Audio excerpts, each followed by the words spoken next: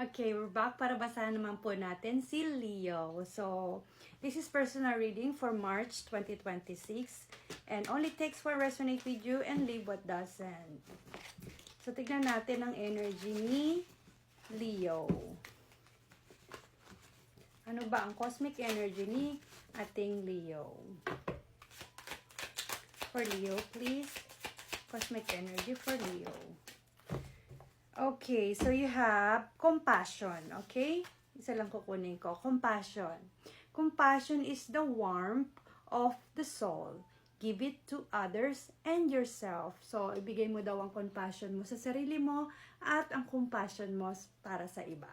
Okay? So, that's your cosmic energy.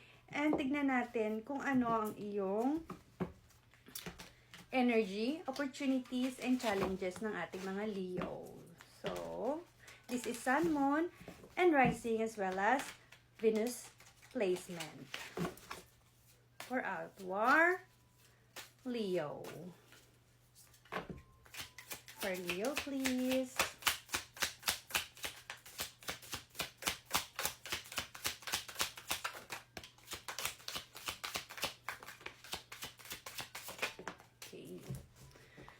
Okay, so wow. So you have 6 of Cups, you have 4 of Wands, and you have the 5 of Swords. So, sa 6 of Wands mo, kung makikita mo dito, no? Parang magre-reflect ka from sa iyong inner self. No, Leo? Magre-reflect ka sa inner self mo. And then, meron ka ditong as well a 4 of Wands. Si 4 of Wands is about maybe married, maybe parang bagong anything na celebration, pwedeng celebration mo sa iyong family, or pwedeng celebration sa iyong loved one, or pwede ding celebration sa iyong sarili, no? And then you also have 5 of Swords. Yung 5 of Swords, kung makikita mo dito, Leo, no? Kung makikita mo, may nagchichismisan doon dalawa. Nagchichismisan sila, no? Parang itong dalawang to, nakita nila na merong ano dito parang merong kinuha ito or may ginawa itong tao na to na parang sobra siya sa pagkuha, or maybe may mga tao na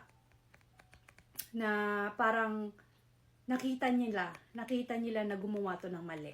No? So, ika-clarify natin ito, Leo. Don't worry. Ika-clarify pa natin itong mga cards na to na lumabas sa'yo. So, let me clarify first the 5 of Swords for you, no? 5 of Swords muna tayo. Para mas clear at maganda sa'yo yung labas ng iyong card mo. Okay. So, for Leo, 5 of Swords, please. One more, please. Alright. So, sa iyong 5 of Swords, clarified with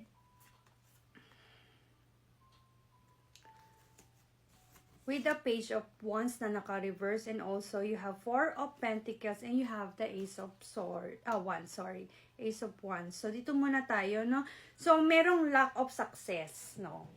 Merong lack of success, no? Kasi parang may ginawang mali itong taong to. May ginawa siyang mali. So, lack of success, lack of direction, no? Siguro sa sobrang daming niyang pinagdadaanan problema sa buhay niya, nakagawa siya ng hindi maganda na pinag-uusapan siya ng ibang tao. Pinag-uusapan siya. Nagbubulungan sila dyan. So, merong chismis, no? May chismis sa energy mo na to. Alright? And then you have the 4 of Pentacles, which is about material possession nga, no? Material possession nga. Ito, clarified natin to, no? Parang greedy. Masyado siyang naging greedy. Itong energy na to. Kung hindi ito yung tao na gumawa sa'yo nito, or maaring ikaw ito. Okay, Leo? But take only what resonate with you, okay? So, you have Ace of Wands. So, ang kailangan mo lang dito, no? Magkaroon ka ng motivation sa sarili mo. Pagkatiwalaan mo ang sarili mo na lahat ng mga gusto mo, ang lahat ng mga pangarap mo matutupad, pero step by step lang muna, no? Step by step. Iwasan natin ito at mag-say no ka dito, no, Leo? Alright, so let me clarify the 6 of Cups for our Leo. 6 of Cups for our Leo. Okay. 6 of Cups for our Leo. 6 of Cups for our Leo. One more, please. Okay. So, you have Justice and you have the 10 of Cups. So, yun nga, no? So, meron kang balance dito, no? Or maaring fair, magiging fair na, no? Magiging fair na. Makakakuha ka ng justice kung ano man ito, no? Kung ano man ito.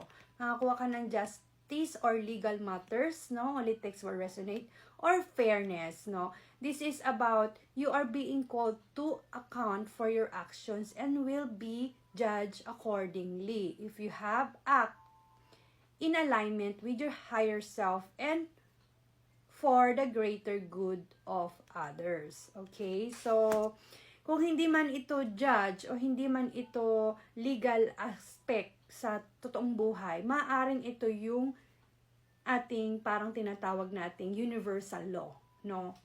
Sa ating soul, universal law ito, no? So, you have 10 of Cups, which is kapag naayos mo ito, kapag napagdaanan mo ito at nalagpasan mo ito, magkakaroon ka ng harmony, no, happiness and celebration. And also, magkakaroon ka ng compassion and share it to others din, no? Alright, so let me clarify the 4 of Wands for our Leo. 4 of Wands for our Leo. Okay. So, si 4 of Wands, you have the King of Cups. Wow. And you have the 8 of Wands. So, speed. Mabilis ito. Itong mga mangyayari na ito. Kung hindi pa nangyayari sa'yo, itong mga mangyayari na itong challenges sa'yo, mabilis siya.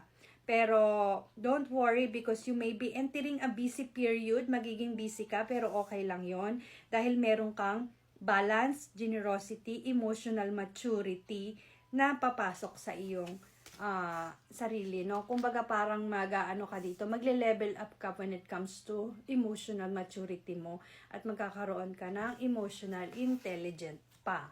Okay? So, tignan natin yung mga opportunities mo. Bigyan kita ng mga opportunities mo, Leo, no? For Leo. Opportunities for Leo. Opportunities for Leo, please. Okay, so you have the Hangman. Yun nga, kapag nalagpasan mo yan, you're gonna have a Hangman. You're gonna have a financial security and stability, financial settlement, no? And teamwork. Sa teamwork mo, kung magkakaroon ka ng teamwork or collaboration, magkakaroon ka ng success or successful investment. Okay, so bigyan kita ng angel mo, no? Angel number mo for Leo. Okay, so you have 555. Change, no? Kailangan ng change. 555. Comment mo dyan sa baba. Change 555. Okay, so change happens outside your comfort zone, no? Magkakaroon lang daw ng pagbabago sa iyong outside of your comfort zone. The time for change is now. The angels are whispering, no? Bumubulong na sa'yo si angels to trust your path. Yung iyong talagang daan, no? To learn how to walk it. Kung paano ka lalakad doon sa iyong path. Take the next step. Allow change to lift you up and guide you forward. So that's your reading for today, Leo. I hope you like it. And see you in my next video.